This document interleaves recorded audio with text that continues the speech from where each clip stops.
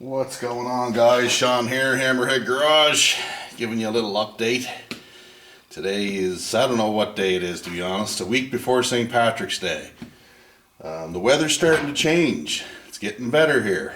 Things are warming up. Won't be long before I'll have this old girl back out. So today I sucked a little bit of fuel out of my snowblower. I'm going to put it in carburetor. These Holly carbs tend to dry out all the diaphragms and stuff and leak like a sieve, and I don't want that. Anyway, before I go any further, please subscribe, like, and comment. Cool. Glad to have you on board. So we'll get this off and we'll shoot a little into the vents. These vents here, these float bowl vents. Put a little bit of gas in there. Always a good plan. If the carbs are going to be sitting for a while, which mine has,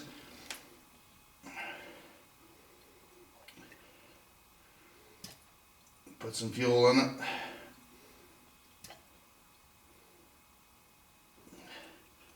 Doesn't hurt. Should have a smaller plunger than this, but it is what it is. There. Just put a little of the old good old juice in her, and yeah, so it won't be long. We'll have the old girl out and running again. I can't wait. You guys should stay tuned because Hammerhead Garage has a lot in store for 2020. Let me tell you. I'll give you a lowdown of what I'm planning with this truck. I'm gonna get it running. I'm gonna tune it. Gonna take the headers off and wrap them because they're all they're rusted. They're starting to rust a little bit.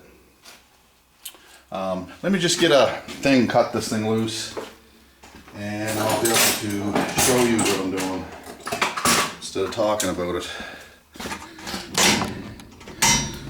I make a makeshift camera here. So yeah, as you can see, the headers are kind of rusty down there. They're on this side too. So I'm going to pull them off and I'm going to wrap them. And then what I'm going to do is drive it around, get some of the kinks worked out of it. I've only got 258 kilometers on this engine, so it's not really broke in yet. So I'm going to change the oil and filter and I'm going to finish the break-in period. Then the T5 has to come out. I want to do some upgrades on the T5. I'll show you why the T5 has to come out. I don't know if you can see it or not, but she's developed a little leak. Not super serious, it's only dripping, but it's definitely enough to mandate wanting to fix that. So I'm going to pull that out and repair it. But while I have the T5 out, I'm going to do some upgrades on it. I'm going to put billet shift keys in the 3/4 shift. I'm going to put a steel cluster support down on the counter shaft, on the lower shaft. And I'm also going to get those peelable shims and shim the input shaft and counter shaft so they don't have any end play. And just those three things alone will make your T5 last longer. Just ask Rodney over at 50 Tussin. He power shifts the hell out of these things and they stay together somehow. So this engine's pretty stout. Don't really want to break it. Other things I got planned is a cold air intake. Basically it's an air cleaner like that, but it's all enclosed in and it's got a snorkel coming off of both sides, and then I'm going to put it right through, see if I can show you here, right through here to the outside, so it's catching cold air from the front of the engine, and that'll help it. Pick up a few ponies doing that. Other things I got planned for the truck are I want to put a drive shaft safety loop on it. I want to put C-clip eliminators on the axles, and just in case the rear end breaks, I don't really want to die. at 100 miles an hour, have a wheel and brake drum and axle come right out. Anyone who's driven them C-clip cars knows that sometimes the C-clips break and the axle comes right out with the brake drum and the brakes and the tire, and that's generally not good at 100 plus miles an hour.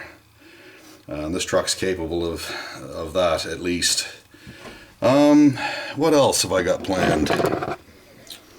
Well, I've got some motorcycle upgrades gonna do to the Virago.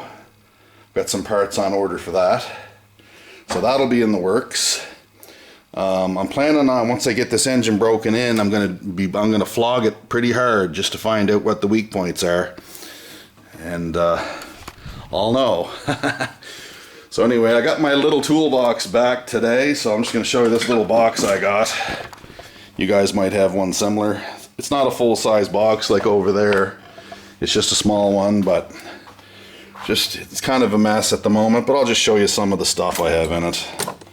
You know, I got my wrenches here, right? And I got a easy out extractor kit, the old style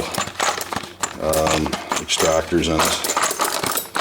Hard to hold the camera do this, but the old style, the flutes and this style, right? And the spirals, they work reasonably well. I have all different sizes, and they're hardened.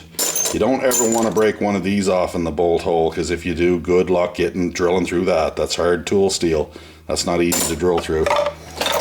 And then I got the junk drawer, you know, pliers. I got a little hammer impact here, a miniature one. Looks pretty good for stuff.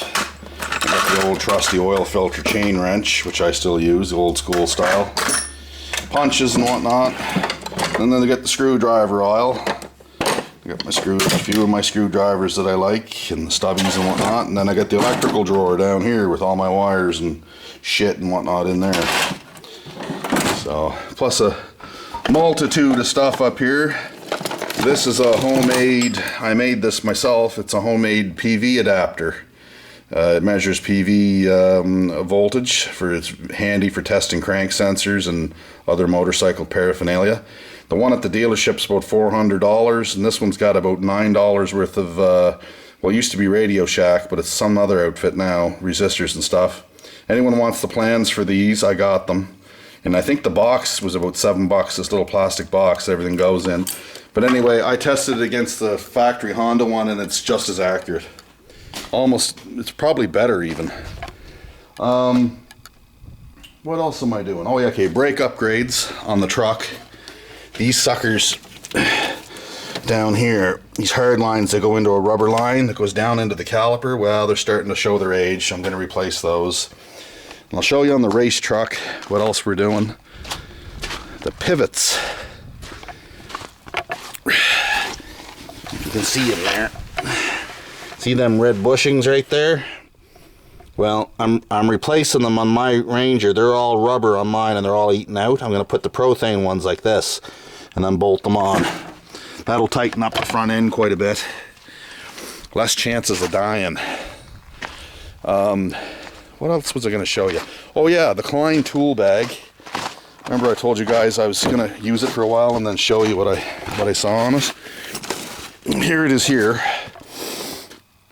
Works good. Pretty solid. Only thing I found I don't like about it is these pockets that are in it are quite deep. So you get these little wrenches, they tend to go down right to the bottom, like they just disappear on you. So I wish they had a narrow pocket on the outside where they could put those wrenches. It'd make it a lot easier to retrieve them, but so far it seems to be holding up pretty good. I got her loaded with tools here. It's doing the business so far. So that's good. No real other updates, just nice out. Not that cold. The Ranger's just screaming for me to get her out. I could hear her talking to me the other day. People don't think vehicles talk, think again, they sure do. So anyway, that's an update from Hammerhead Garage. Like I said, please like, comment, subscribe, and I'll see you guys later. Cheers.